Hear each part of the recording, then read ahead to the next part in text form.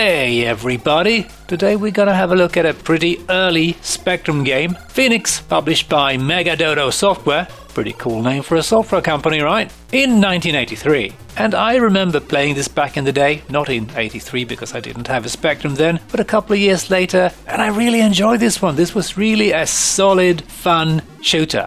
And it was created by Martin W. Ward, who I think also was the owner of Megadodo Software and also the one and only employee, so very much a one-man show this. And this is undoubtedly the most well-known game they released. They did release a couple of other games, but I don't think they sold too well because they still haven't been archived online. Can't find any dumps of them. But I did find Ward's homepage where he has some pictures of the cassettes and some screenshots. So I will put a link in the description so you can check it out and read about the games. And this game is of course a clone or a rip-off, if you wish, of Taito's Pheenix, released in 1980. And it's not quite clear who developed the arcade version. Some say it was a company called Hiraoka, and others say it was a company called TPN. So not really sure, but it seems clear that Taito wasn't the developer of Pheenix. And of course Pheenix was a big success worldwide and made Taito lots and lots of shiny gold credits. And there was of course a ton of different clones on the home systems and also plenty of different bootlegs in the arcades of this game. Personally, I never got to play it. It was a bit too early for me, but it is a really solid early shooter. But hey, let's dive into Pheenix on the Spectrum and see if time has been kind to it, shall we?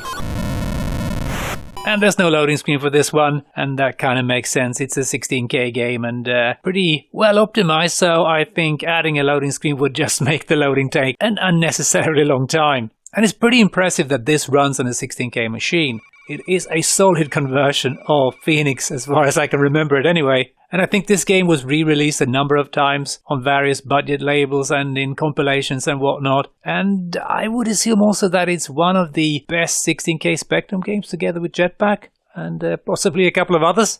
And I'm just going to select Kempston joystick and lean back in my couch with my shiny new joystick here and also select level 1 because I think that is quite enough. And here we've got some music and some slow scrolling. I think if we press fire we can abort that, so that's really nice. Thank you very much for that. And yeah, as you can see, this looks pretty nice. It's even got color, for God's sake. And it looks like Pheenix. I mean, sure enough, I do have a shield. I just forgot to use it. Oh man, it feels like the enemies are further down than in the arcade version. I think the arcade version is, vertical. So I'm not prepared to get murdered. I actually managed to use my shield there. Please don't murder me. Damn, this was terrible. Let's try this again. We even have some pretty decent sound effects. I mean, for a Spectrum. And I remember playing this and really enjoying it. Let's see if I can perform a little bit better, because I was somewhat decent at it back in the day, I remember. Yeah, it works much better. Let's try and get rid of the low ones first, because they can become a problem as they dive bomb you and shoot constantly. It feels like they're firing more projectiles than the arcade version. There we go. And now we've got the egg scene here. I'm kind of missing the sound effects from the arcade version. Kind of expect them. Oh god, these guys, they poop out tons of bullets. Feels like they are pooping more than in the arcade. And you can't shoot their wings just as in the arcade. But I do believe in the arcade the wings disappear and then grow back out. That doesn't happen here, but that doesn't really matter. It's not really important. And you get extra points, I believe, for shooting the eggs. If you can hit the damn thing. And everything moves, of course, on the Spectrum in 8-bit steps. But, oh god, you really have diarrhea, dude. But it doesn't matter, because the sprites are quite large and it just looks pretty smooth. And please, take a bullet to the face. God, will you stop mega pooping?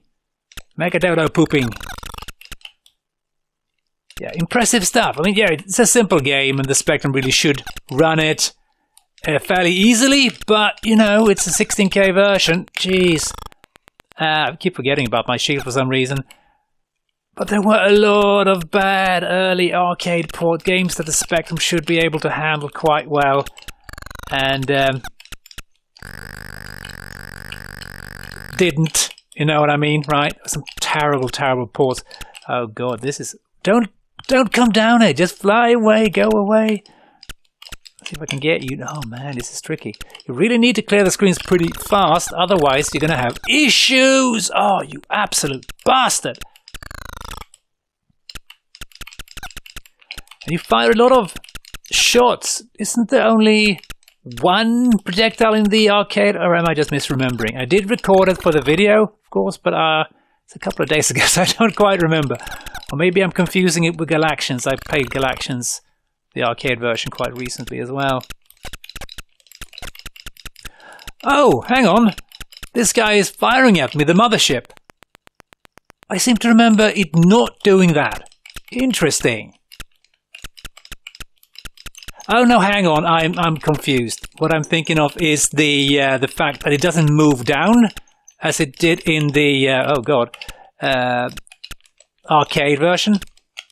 And it's also random patterns, which of course I absolutely love. Come on, give me a chance here to blast this horrific thing into next week. But yeah, you've got more time here. You don't have to worry about the mothership coming down and landing on your face, which is pretty bad. Come on, can I? Oh, look at this. Oh man, I keep missing. And of course the bullets blocks, or the poo blocks my shots. Oh, this could take all day. Oh yeah. Activated my shield, but you can't fire when the shield is up. Oh, damn you! I don't like you. And this is level 5, by the way. I don't know if the arcade version ever got this hard, but as you can see, things are moving quite rapidly, and I'm not going to seriously play on this difficulty. I think it might be pretty impossible. I just wanted to show you, so let's pick the lowest level again. I'm getting into it. First round was awful, but now I feel a little bit more confident. Yeah, this is working pretty well. No, please don't. Go away. Go away. Go away. Please. Yeah, I don't like you. Can you please leave? Go somewhere else. Go into space. Oh, that's pretty good. 3 eggs. And then sometimes it looks like you're hitting them, but you're not. Oh god, these birds. And it's interesting that you can move when you've got the shield on. Don't think you could do that in the arcade version. And now I'm pressing down for no good reason. Why am I... yeah, wasted another shield there. Oh yeah, it is hard. I think it's a little bit harder than the arcade version. Hit detection feels a little bit off at times. It looks like I'm clearly hitting them in the face and nothing happens. But yeah, I don't know. It's not really an issue. It's still a lot of fun, this game, I think. Really, really excellent conversion. And I am shooting you in the face, sir. Do you mind? It's not very polite of you to just ignore that fact. Oh, God. Oh, no! I was just relaxing there for a bit. Don't ever relax when playing an arcade game from the 80s. Because that's a mistake. Oh my god, would you please disappear out of my life? I can't get... I need to get rid of these filthy birds. Oh god. There we go. Take that. I'm just going to make a big fat hole in the shield thing here. This feels somewhat unfair. I don't feel that the arcade did this to you. Oh, damn! I'm going to try one more time. And I think Martin Ward is still working as a developer. He's, I think, mainly working on like mobile games these days.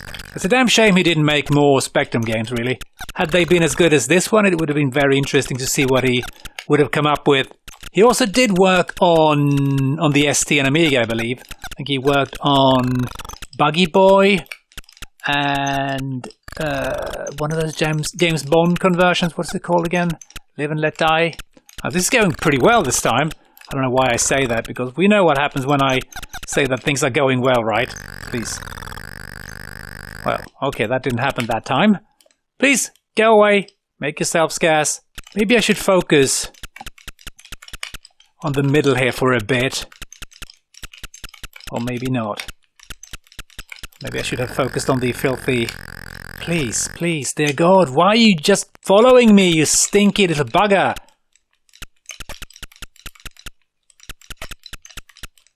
And this is not nice at all. Oh God, they are just... What have you been eating? Oh, no. That's... I mean, look at how they're following you around. It's such a mess.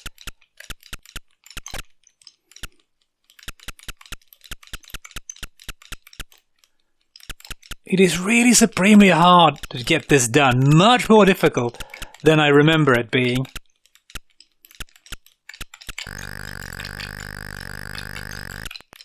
Ah! Gotcha! Had to waste a life there. That was really, really tough. I don't know how you're supposed to do that on the higher difficulties, really. So, then everything should speed up a bit, I think. And, yeah, you can start, as I said, on stage 5 or level 5. But that is nothing I recommend. And, yeah, this is the game pretty much.